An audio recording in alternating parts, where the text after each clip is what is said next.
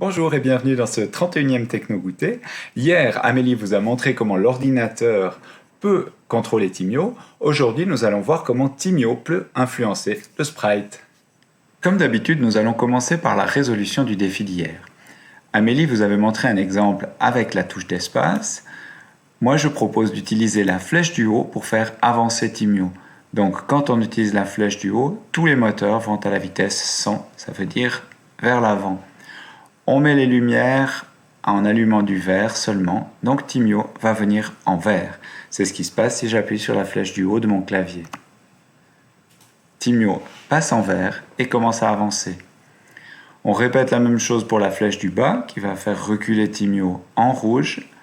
Et si j'utilise la flèche de droite, à ce moment-là, je dois séparer les instructions pour le moteur de droite et pour le moteur de gauche, de sorte qu'ils aillent à des vitesses opposées pour faire tourner Timio sur lui-même. Voici un exemple d'un petit parcours que je peux faire grâce à ce programme. J'avance, je tourne, je heurte l'obstacle, je recule et je m'arrête. Je vais maintenant écrire un programme qui va me permettre de tester le fonctionnement des capteurs de Timio. Pour cela, je vais choisir un sprite qui va un petit peu représenter mon Timio sur la scène. Alors comme Timio est un robot, j'ai envie de choisir un robot. Je vais choisir son costume de dos, parce que je trouve que ça représente mieux Timio posé sur le sol.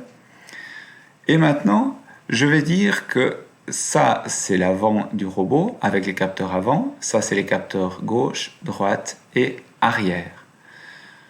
Je veux tester d'abord le capteur avant. Pour cela, je vais aller chercher un nouveau sprite, un sprite qui va me dire si le capteur fonctionne ou non. Et pour tester le capteur de Timio, je vais écrire un programme dans ce sprite vue. Ce programme va me dire que quand je commence mon programme, quand j'appuie sur le bouton vert, sur le drapeau vert, eh bien j'aimerais que ce sprite disparaisse, qu'il soit caché.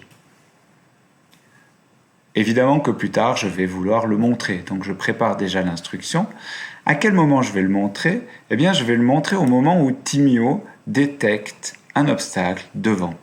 Alors, quand un obstacle est détecté devant, je vais montrer ce sprite. Testons ce programme. Je lance avec le drapeau vert, mon robot ne détecte rien, je mets un obstacle face à Timio et la coche est mise.